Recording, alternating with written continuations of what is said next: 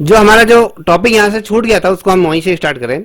हमने कहा जहाँ तक हमने विशेषताओं के बारे में बात करी तो इसने शिक्षा के जितने भी पहलू थे, जितने भी पक्ष थे, उन सभी को कवर करने की इसने कोशिश की। ऐसा कोई भी शिक्षा से संबंधित ऐसा कोई भी ऐसा पक्ष इसने नहीं छोड़ा जिसे इसने ना उसका मूल्यांकन करा हो, उसके बारे में ना सोचा हो। सभी पक्षों को इसने रखा और इसका दृढ़ विश्वास था कि शिक्षा राष्ट्र विकास का सबसे शक्तिशाली साधन है। हमने आप आगे बात भी करी थी।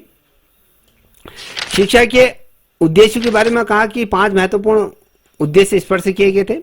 पहला, अगर हम बात करें कि शिक्षा और उत्पादन और विज्ञान और स्कूल पाठ्यक्रम एक अभिन्न अंग है। शिक्षा की जब हम उत्पादन की बात करते हैं तो साइंस के बारे में भी इन्होंने कहा कि अभिन्न अंग है। सामान्य शिक्षा एक क्या है, महत्वपूर्ण पहलू के रूप में इन्होंने कार्य अनुभव करा, इसके बारे में चर्चा हुई। और कहीं ना कहीं जैसे उद्योग है या वाणिज्य है या फिर जो भी महत्वपूर्ण चीज़ें हैं जो ज़रूरतों के आधार पर जो माध्यमिक स्तर पर हो, व्यवसायिक शिक्षा के बारे में बात की। और विश्वविद्यालयों पर क्या कर जो वैज्ञानिक और साथ ही तकनीकी शिक्षा पर भी इन्होंने जोर शोर से वकालत की। और अगर देखिए दूसरा पॉइंट है कि सामाजिक और राष्ट्रीय एकीकरण आयोग, इसके अनुसार क्या हुआ, समान स्कूली प्रणाली, सभी जगह एक जैसी स्कूली प्रणाली होनी चाहिए। और समाज सेवा जैसे एनएसएस हो गया, एनसीसी हो गया, भारत की जो भाषाएं हैं, साहित्य और दर्शन इतिहास को पढ़ाना राष्ट्रीय एकीकरण को बढ़ावा देना और मददगार होगा। तो ये जो कहा गया था, कभी क्वेश्चन पूछा जाएगा वो कौन सा ऐसा आयोग था जिसने ये कहा था कि एनएसएस हो गया, एनसीसी हो गया और साथ ही भारतीय जो साहित्य और साथ ही इतिहास को पढ़ाना एकीकरण उसकी अनिवार्यता रख दी थी। तो वो आपके कोठारी आयोग ही वो था। ठीक है, मददगार होगा। और राष्ट्र शिक्षा का आधुनिकरण, शिक्षा का और साथ ही महत्वपूर्ण उद्देश्यों का आधुनिकरण करना, जिसमें जो शिक्षा को विद्यार्थियों में जिज्ञासा और रुचि दृष्टिकोण से मूल्यांकन और कौशलों को यहाँ पर रखना, ये तमाम चीज़ें इसके अंतर्गत रखी गई थी। और अगर हम देखें चौथा पॉइंट था कि लोकतंत्र का विकास दुनिया भर का सबसे बड़ा लोकतंत्र होता है। देखिए कह रहा है कि लोकतंत्र का विकास, भारत दुनिया का सबसे बड़ा लोकतंत्र है। आप सभी को पता है कि भारत सबसे बड़ा लोकतांत्रिक देश है और सबसे बड़ा लिखित संविधान भी भारत का ही है। तो इस दृष्टिकोण से भारत क्या है, बहुत बड़ा एक देश है जो लोकतंत्र वाला है। ठीक है, और जहाँ लोगों द्वारा जो चुना जाने वाला, जो जनता जनार्दन द्वारा चुने जाने वाले जो सरकार को निर्मित जनता द्वारा की जाती है, इसीलिए लोगों का ये तंत्र जनता का सदन भी कहा जाता है। तो लोकतंत्र की सफलता जनता की शिक्षा पर निर्भर करता है। अगर जनता शिक्षित है तो हमारा जो लोकतंत्र है वो मजबूत होगा। और साथ ही अगर जनता अगर बेवकूफ़ है तो फिर वो लोकतंत्र कभी भी सुरक्षित हाथों में कभी भी नहीं जा सकता है। वो लोकतंत्र क्या होगा, हमेशा खोखला होता जाएगा। 5वां पॉइंट आपके सामने है कि सामाजिक और आध्यात्मिक मूल्यों को भी क्या करेगा, मौलिकता और सामाजिक नैतिक और मूल्यों के आधार पर इसमें जोर देने की यहाँ पर वकालत की गई है। इतना आप समझ गए होंगे। अब बात करते हैं बहुत ही ज्यादा महत्वपूर्ण टॉपिक, बहुत अत्यंत महत्वपूर्ण टॉपिक, शैक्षिक संरचना सामान्य। ये कहता है कि 10 वर्ष की अवधि तक चलानी जानी चाहिए। जो शैक्षिक संरचना की हमने बात करते हैं तो ये कहता है कि 10 वर्ष की अवधि तक चलानी चाहिए। हमने जब ऊपर पढ़ा था आपने तो वहाँ कहता है कि 12 वर्ष की अवधि पर ये क्या होनी चाहिए, वो शिक्षा माध्यमिक। हमने जब बात करी थी आपके राधा कृष्णन आए कि वहाँ पर 12 वर्ष की वकालत की गई थी, प्राथमिक शिक्षा को जो जोर शोर से उन्होंने रखा। तो ये कहता है कि 10 वर्ष की शिक्षा तक चलानी चाहिए। 4 वर्ष से निम्न प्राथमिक होना चाहिए, 3 वर्ष आपके उच्च प्राथमिक होना चाहिए और 3 वर्ष से निम्न माध्यमिक होना चाहिए। याद रख लीजिए 4 वर्ष ये जो कॉन्सेप्ट इसने दिया था, 10 साल का जो कॉन्सेप्ट इसने दिया, ये कहता है कि 4 वर्ष आपके जो निम्न प्राथमिक स्तर के पर वहाँ पर बच्चों को अध्ययन कराना चाहिए। उसके बाद आते हैं 3 वर्ष का, कहता है कि उच्च प्राथमिक होना चाहिए। फिर आते हैं ऊपर 10, 11, 12 की अगर हम बात करते हैं तो ये कहता है कि यहाँ पर माध्यमिक, निम्न माध्यमिक शिक्षा यहाँ पर देनी चाहिए। और शिक्षा से पहले पूर्व माध्यमिक शिक्षा दी जानी चाहिए, ये अनिवार्य है। अब पूर्व माध्यमिक शिक्षा आपका बेस जब तैयार होगा, जिसे हम कहते हैं प्राथमिक विद्यालय, जिसे हम प्राथमिक जो चीज़ कहते हैं, तो वो जब तक हमारा बेस मजबूत नहीं होगा तब आप उच्च प्राथमिक में आप नहीं जा सकते। फिर माध्यमिक ये होता है। तो उच्च प्राथमिक शिक्षा का जो विषय था 2 वर्ष से निर्धारित किया गया था। क्वेश्चन क्या बनता, कौन सा वो आयोग था जिसमें उच्च माध्यमिक शिक्षा का विषय कितने वर्षों के लिए निर्धारित किया गया था, 2 वर्ष के लिए निर्धारित किया गया। और जो डिग्री कोर्स था कोठारी आयोग के अंतर्गत जो इसने सुझाव दिया था वो कहता है कि 3 वर्ष का यहाँ पर क्या होगा, स्नातक पाठ्यक्रम होना चाहिए। तो उसी के आधार पर 3 वर्ष का पाठ्यक्रम ये रहा। और स्नातक पाठ्यक्रम को 2 वर्ष से 3 वर्ष तक बढ़ाया जाना चाहिए। ठीक है, ये इसके सुझाव थे। और 1 वर्ष में शिक्षण दिनों की अगर हम कहें, 1 वर्ष में टोटल जो दिनों की संख्या होनी चाहिए, कितने सप्ताह तक ये कॉलेज खुलने चाहिए, कब तक इन्हें वो बढ़ाया जाना चाहिए, ये कहता है कि 1 वर्ष का जो कैलेंडर वर्ष होता है उसमें स्कूलों जो दिनों की जो संख्या के लिए जो विभाजित किया गया 234 दिन ये कहा। और सप्ताह की अगर बात करते हैं तो 39 सप्ताह ये होते हैं। तो यहाँ पर 234 दिनों की वकालत की गई दिनों की, और अगर हम सप्ताहों की बात करेंगे तो यहाँ पर 39 सप्ताह होते हैं। क्वेश्चन पूछा जाता है कि जो कोठारी आयोग है, कोठारी आयोग ने दिनों की संख्या को कितने दिनों की अवधि में इसने विभाजित किया, कितने दिनों की संख्या में वर्णित करा। तो वहां पर दिया जा सकता है 334, 234, 434, 134। तो जब ये 34 वाला जो खेल खेला जाएगा तो आपको ये पता होना चाहिए कि 234 ही वो था। क्वेश्चन बनेगा कि सप्ताह के बारे में पूछेगा, ये देगा 29 सप्ताह, 39 सप्ताह, 59 सप्ताह, ये इस प्रकार, ये इनमें से कोई नहीं। तो आपको याद होना चाहिए 39 सप्ताह के लिए किया गया था। कौन सा? ये जो रखा गया था कि 1 वर्ष में जो शिक्षण दिनों की जो स्कूलों के लिए था। कॉलेजों के लिए अब हम बात करेंगे, कॉलेजों और पूर्व प्राथमिक स्कूलों के लिए जो दिनों की जो संख्या रखी गई तो यहाँ पर थोड़ा सा घटा दिया गया। तो यहाँ पर 216 दिनों के लिए रखा गया। और सप्ताह जो रखे गए थे वहाँ से 36 थे। ठीक है, 3 घटा दिया। और ये कहा इसको भी बढ़ा दिया जाना चाहिए और छुट्टियों को कम से कम किया जाना चाहिए। कहता है कि कोठारी आयोग कहता है कि जितनी छुट्टियां कम हो वो बेहतर है, क्योंकि शिक्षा के जो एक शब्द आपने देखा था कि भारत का भविष्य उसके कक्षाओं में आकार ले रहा है, जो शानदार जो ये पंक्ति थी, तो इसका कॉन्सेप्ट यही था कि भैया ज़्यादा छुट्टियों का आगमन ना हो। और धार्मिक अवसर, देखिए धार्मिक अवकाश पर शैक्षणिक संस्थान बंद करने की आवश्यकता नहीं है। तो ये क्यों कहा कि अगर आप हर कम्युनिटी के धार्मिक पर्वों पर अगर विद्यालय बंद करोगे तो भी शिक्षण कार्य कभी हो ही नहीं पाएगा। तो आज अगर हम देखते हैं जैसे दिवाली आती, दिवाली में 10-5 दिन की जितने भी दिन की छुट्टियां पड़ जाती, ये हो जाता है। मुहर्रम होता है तो फलाने छुट्टी हो जाती है, और इतने छुट्टियां हो जाती हैं। अगर आप देखोगे जब नवरात्रि की छुट्टियां हो जाती हैं, ढिमकड़ा अमकड़ा फड़कड़ा जितना भी होता था, आई थिंक अगर मैं कहूँ तो ये ज़्यादा छुट्टियों में ही धार्मिक अवकाशी सबसे ज़्यादा खा जाते हैं। तो जो ये था मुदालर आयोग ने, कोठारी आयोग ने इसकी वकालत की कि कहा कि भैया कि धार्मिक अवकाशों पर क्या हो रहा है, ये बंद कर देनी चाहिए, अवकाश ये बंद हो जानी चाहिए, अवकाश नहीं दिया जाना चाहिए। अगर अभी देखोगे नंदा देवी का डोला उठेगा तो डोले के दिन भी आपको छुट्टी, नवमी होगी तो उसके दिन में छुट्टी, श्राद्ध करोगे, पिंडदान करोगे तो भी छुट्टी। कितनी छुट्टियां हैं अगर वास्तव में देखा जाए तो कहीं ना कहीं ये गलत है। तो ये इन्होंने कहा इसकी आवश्यकता नहीं है।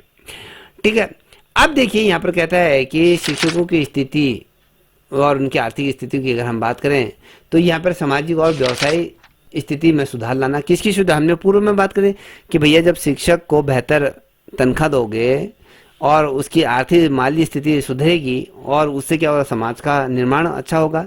तो ये आवश्यक था। सरकारी हो या गैर सरकारी स्कूलों में शिक्षकों का वेतन एक जैसा होना चाहिए। ये नहीं कि आपने चाहे वो गैर सरकारी विद्यालय हो या सरकारी विद्यालय हो या मान्यता प्राप्त हो या फिर डोनेशन में चलने वाला हो, तो कहता है कि शिक्षा के क्षेत्र में ये विविधता नहीं आनी चाहिए। सिर्फ मानदेय को लेकर एक समान होना चाहिए। जब एक समान शिक्षा हो सकती तो एक समान वेतन नहीं हो सकता। तो इसीलिए एक समान वेतन रख दिया। जैसे हम कहते हैं प्रवक्ता का वेतन 4800 ग्रेड पे का होगा, वहीं हम कहते हैं कि एलटी का जो ग्रेड पे होगा वो 4600 ग्रेड। जितने भी एलटी के शिक्षक भर्ती आएंगे उनको एक ही मानदेय मिलेगा। अगर प्रवक्ता के आएंगे तो प्रवक्ता का एक जैसा मानदेय दिया जाएगा। प्राथमिक विद्यालयों के 4200 ग्रेड पे की बात करें तो वहाँ पर एक जैसा मिलेगा। और अगर हम थोड़ा सा जो अन्य विभाग हैं अगर उनकी बात करें तो उनको भी एक जैसा वेतन मिलता है। तो यहाँ पर ये विविधता नहीं होनी चाहिए। कह रहा है प्रत्येक राज्य एक ऐसा राज्य शैक्षिक बोर्ड की स्थापना करेगा, शिक्षा बोर्ड की स्थापना करेगा जो माध्यमिक शिक्षा वाले शिक्षकों को प्रशिक्षण की अवधि 2 वर्ष की होनी चाहिए। अब देखिए यहाँ पर आपने देखा ना कि अब यहाँ पर कह रहा है कि जो आपके राज्य का जो माध्यमिक बोर्ड होता है, कहने का मतलब है कि जो हाई स्कूल इंटर वाला जो बोर्ड होता है उसमें शिक्षकों को प्रशिक्षण की अवधि 2 वर्ष होनी चाहिए। शिक्षकों को प्रशिक्षण दिया जाना चाहिए, 2 वर्षों में शिक्षकों को प्रशिक्षण दिया जाए। अगर आज की डेट में देखोगे तो आज जैसे बीएड होता है तो उस टाइम पे ये वो नहीं है। तो एमएड का जो पाठ्यक्रम था पहले 1-1 वर्ष का था, अब ये 2 वर्ष का होना चाहिए। इसमें ये कहा था क्योंकि अब एमएड का जो अगर आप पाठ्यक्रम देखोगे तो 2 वर्षीय ये होता है, पूर्व में 1-1 वर्ष का ये था, तो अब 2 वर्ष का होना चाहिए। और महाविद्यालयों की अगर हम बात करते हैं तो वहाँ पर शिक्षकों के पास क्या होनी थी, 2 डिग्री होनी अनिवार्य थी, जिसमें मास्टर डिग्री हो और शिक्षण जैसे बीएड की हम बात करते हैं तो प्रशिक्षण संस्थानों से मुक्त शिक्षा दी जानी चाहिए। तो उस टाइम पे जैसे आज जब आप बीएड कर रहे हो तो उसमें कहीं ना कहीं पैसा देना पड़ता है, चाहे वो सरकारी तौर पे दो या कहीं भी दो। तो उस टाइम पे क्या करता है कि अगर कोई महाविद्यालय में प्रोफेसर असिस्टेंट प्रोफेसर बनता है तो उसके पास क्या होना चाहिए, 2 डिग्रियाँ कम से कम होनी चाहिए। एक तो मास्टर डिग्री उसके पास होनी चाहिए या फिर उसके पास या शिक्षा के क्षेत्र में जो क्या बीएड होनी चाहिए या फिर जो एमएड होना चाहिए 2 वर्ष का ये होना चाहिए। तो बेसिकली एमएड हो या फिर वो मास्टर डिग्री उसके पास हो, तो ये जो डिग्री होंगी, ये जो प्रशिक्षण संस्थान होते हैं ये इनको क्या करें, मुफ्त में इनको छात्रों को ये शिक्षा ये दी जानी चाहिए। इसकी बात करें। अब बात करते हैं इसकी महत्वपूर्ण एक बिंदु और है कि पाठ्यक्रम प्राथमिक एक भाषा है। यहाँ कह रहा है कि मातृभाषा और क्षेत्रीय भाषा, इस पे इसने जोर दिया।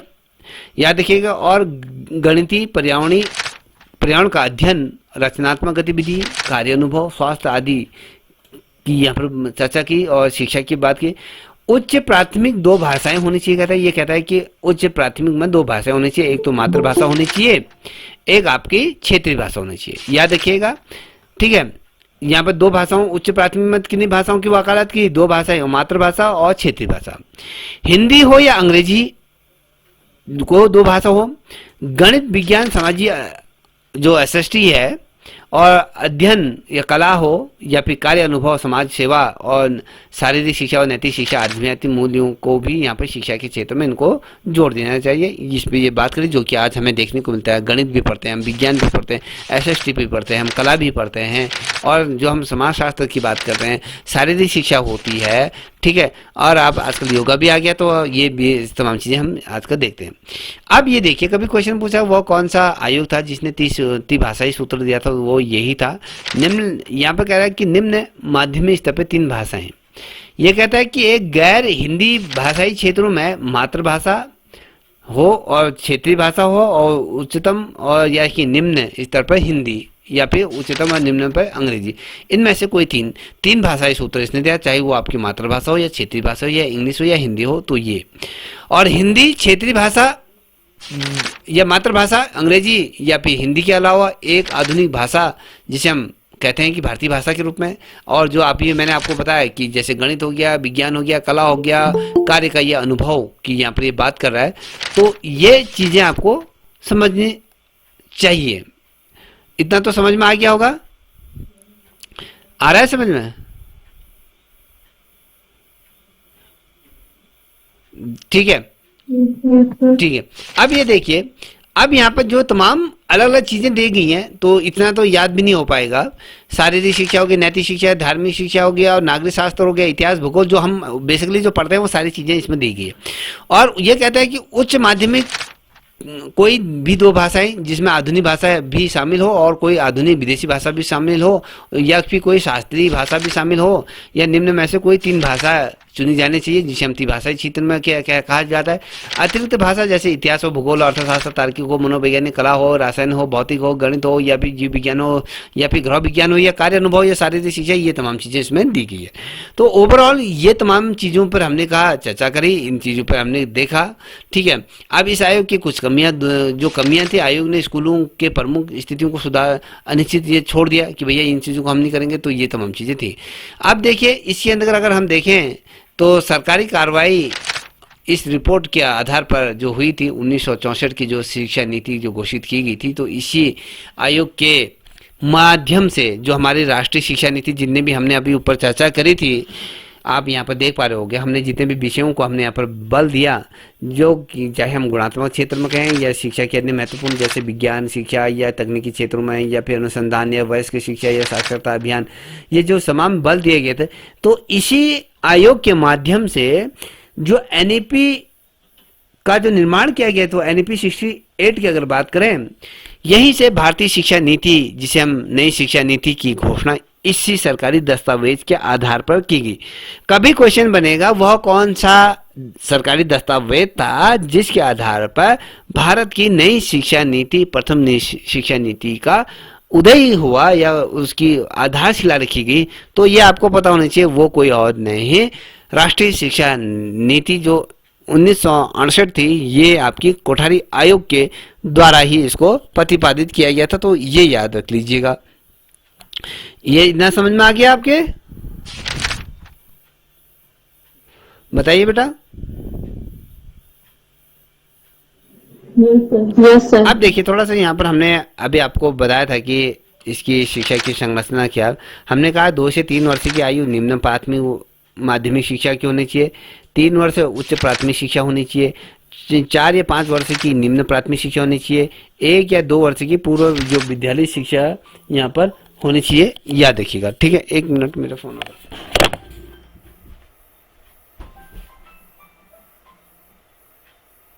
हेलो, नमस्कार सर जी, क्या हाल चाल है? सर मेरी अभी क्लास चली थी, बात करता हूँ। ठीक है, ओके। सर आवाज साफ नहीं आ रही है। हेलो, अब आ रही मेरी आवाज? अब देखिए यहाँ पर ये चीजें मैंने बता दी थी, तो यहाँ पर थोड़ा सा नोट्स के तौर पे ये बना के रखें, तो इसको थोड़ा ध्यान दीजिएगा। मैंने पूरा पढ़ा दिया। अब यहाँ पर जैसे कि हमने कहा कि ये कहता है कि आयोग ने स्पष्ट किया कि सामान्य शिक्षा 10 वर्ष की प्रारंभ करने से पूर्व 1 से 3 वर्ष की पूर्ण प्राथमिक शिक्षा होनी, जिसे हम प्री प्राइमरी शिक्षा के रूप में दिया जाए। प्राथमिक शिक्षा को 2 भागों में विभाजित किया है, 4 से 5 वर्ष में निम्न और 3 से 4 वर्ष में उच्च, यहाँ पर ये दिया था, तो याद रखिए। जब हम माध्यमिक शिक्षा की संरचना की बात करते हैं, तो निम्न माध्यमिक शिक्षा की जो अवधि थी वो आपके 2 से 3 वर्ष थी। यहाँ पर देखिए, यहाँ पर जो सामान्य और व्यवसाय शिक्षा 2 तरीके से रखी गई थी, सामान्य और व्यवसाय शिक्षा के रूप में। उच्चतर माध्यमिक शिक्षा की अवधि यहाँ पर 2 से 3 वर्ष की थी, जिसमें 2 वर्ष सामान्य थी, 1 से 3 वर्ष यहाँ पर क्या थी, ये भी आपके 1 से 3 वर्ष की सामान्य की अवधि की माध्यमिक स्तर पे, ये उच्चतर माध्यमिक पे रखी थी। अब हम वहीं अगर हम बात करें उच्च शिक्षा की संरचना, तो यहाँ पर देखिए ये कहता है कि 3 वर्ष का प्राथमिक, ये जो 3 वर्ष का प्रथम डिग्री कोर्स होना चाहिए, 2 से 3 वर्ष का यहाँ पर द्वितीय डिग्री कोर्स होना चाहिए, तीसरा यहाँ पर 2 से 3 वर्ष का यहाँ पर अनुसंधान यहाँ पर होना चाहिए। तो ये भी आपको याद रखना होगा। अब हमने यहाँ पर अब एजुकेशन के अगर हम लेवलों की बात करें, तो लेवल हमने आपके सामने तमाम चीज़ें रख दी गई थी, तो किस प्रकार से ये लेवल थे। ठीक है, हमने आपको बताया कि इसके उद्देश्य क्या थे, शिक्षा के उत्पादन के क्षेत्र में थे या फिर सामाजिक एकता की, राष्ट्रीय की एकता की अगर हम बात करें, तो यहाँ पर ये कहता है कि मातृभाषा को शिक्षा के सभी स्तरों पर शिक्षा का माध्यम बनाया जाए, इसी ने ये कहा था। तो बेसिकली आपने ये कोठारी आयोग के बारे में देख लिया।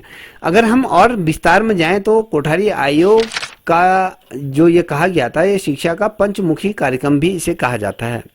याद रखिए, कभी क्वेश्चन पूछा जाता है कि शिक्षा का पंचमुखी कार्यक्रम किसे कहा गया है, तो आपको पता होना चाहिए कोठारी आयोग को ही कहा गया है कि शिक्षा का पंचमुखी कार्यक्रम कहा गया है। आयोग ने राष्ट्रीय विकास के संदर्भ में शिक्षा के निम्नलिखित यहाँ पर पंचमुखी कार्यक्रम यहाँ पर प्रस्तुत किया। अब 5 कार्यक्रम कौन से थे, थोड़े ये भी ध्यान में रख लीजिए। पहला था उत्पादन में वृद्धि, सामाजिक और राष्ट्रीय एकीकरण और उसको दृढ़ता के बढ़ाव, प्रजातंत्र की दृढ़ता, आधुनिकरण की प्रतिभा को तेज करना और सामाजिक नैतिक आध्यात्मिक मूल्यों को, ये पंचतंत्र क्या है, 5 मुखी ये कहा गया था। उत्पादन की वृद्धि इसमें दिया हुआ है, ये तमाम चीजें मैं आपको शेयर कर दूंगा, इसको डिटेल में पढ़ लीजिएगा। ठीक है, समझ में आ रहा है? तो मुझे लगता है कि आप लोगों के इतना तो समझ में आ ही रहा होगा। Yes sir. तो ये चीज है। और ये वाली पीडीएफ तो अभी आपको जो ये इससे जो पढ़ा रहा था, ये वाली तो अभी मिलेगी नहीं, पहले इस पर से कह देता हूँ।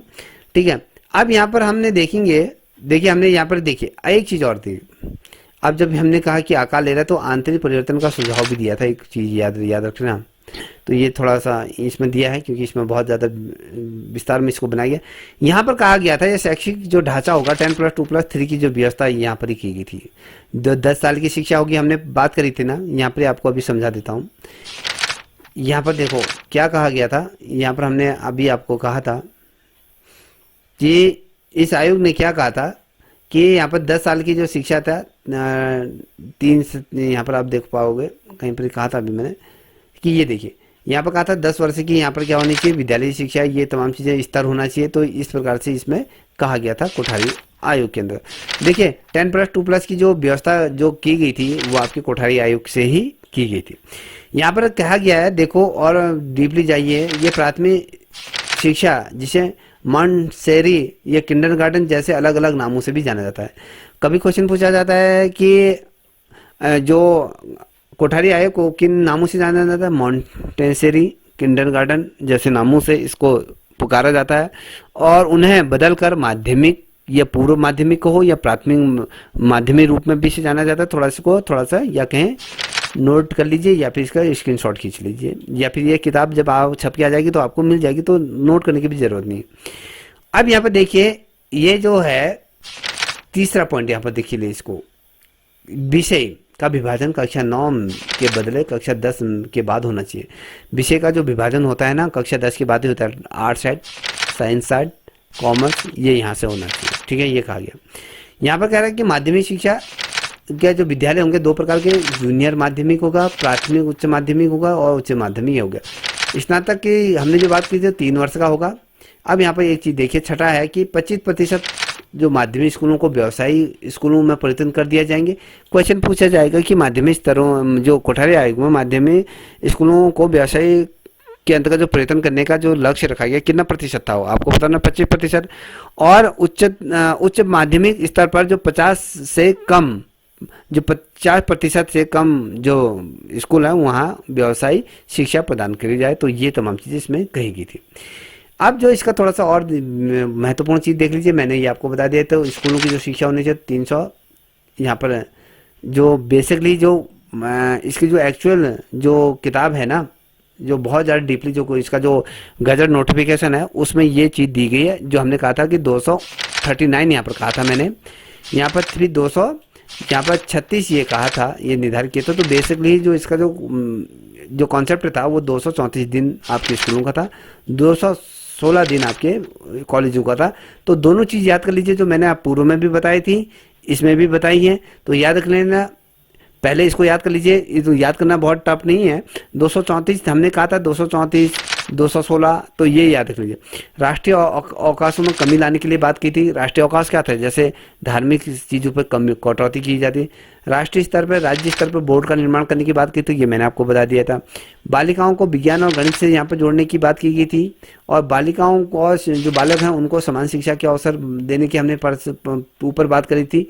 और यहाँ पर जो बात हो रही है वो हो रही है आपके सभी छात्रों को प्राइमरी कक्षाओं में मातृभाषा दी जानी चाहिए और सेकेंडरी भाषा में उसका लेवल चेंज हो जाना चाहिए, उनको भाषा चेंज करने का यहाँ पर मौका दिया जाना चाहिए। और देखिए यहाँ पर 13वें नंबर का कह रहा है कि 6 वर्ष पूर्ण होने पर पहली कक्षा में नाम अंकित किया जाएगा और उसे 1 वर्ष से 3 वर्ष की पूर्व प्राथमिक शिक्षा दी जाएगी। याद रखें, पहले क्या होता था, 5 वर्ष जब कंप्लीट हो जाते थे, 6ठे साल में क्या होता था, स्कूल में नाम लिखाया जाता था। तो 2.5 साल में ही चले जा रहे हैं। कॉमन स्कूल सिस्टम लागू किया जाएगा, ये किसने कहा था, ये स्नातक स्तर तक की जो शिक्षा होगी मातृभाषा में ही दी जाएगी, ये यहाँ पर होता। 15 नंबर का जो पॉइंट है ये कह रहा है कि 2 स्तर की यहाँ पर विभाजित राज्य स्तर पर और राष्ट्रीय स्तर पर यहाँ पर पाठ्यक्रमों को BA किया गया। और यहाँ पर देखिए जो ये 30 सूत्री भाषा का जो दिया 3 लैंग्वेज फार्मूला जो दिया गया था कोठारी आयोग ने ही दिया था, याद रखें, जिसमें मातृभाषा, राष्ट्रीय भाषा और हिंदी भाषा को या तो अंग्रेजी भाषा सिखाई जाए। तो हमने ये आपको कह दिया। 17 नंबर का पॉइंट आपका वेरी मोस्ट इंपोर्टेंट है, ये कह रहा है कि आयोग ने जो प्रौढ़ शिक्षा से संबंधित सुझाव दिए, जिसमें से 30 से या 15 वर्ष या कहें 15 से 30 वर्ष के अनपढ़ लोगों के लिए भी विद्यालयों की व्यवस्था के बारे में इसने चर्चा करी कि भैया अगर 15 से 30 साल का अगर कोई व्यक्ति अगर वो अनपढ़ है तो प्रौढ़ शिक्षा के बारे में यहाँ पर की गई थी। तो विद्यालयों के लिए यहाँ पर बाद में प्रौढ़ शिक्षा व्यवस्था भी यहाँ पर समय में इसको व्यवस्थित की गई थी। तो ओवरऑल आपका जो ये कोठारी आयोग है ये पूरा समाप्त हो चुका है। आई थिंक मुझे लगता है कि कोठारी आयोग आपके समझ में पूरी तरीके से बैठ चुका होगा, ठीक है ना।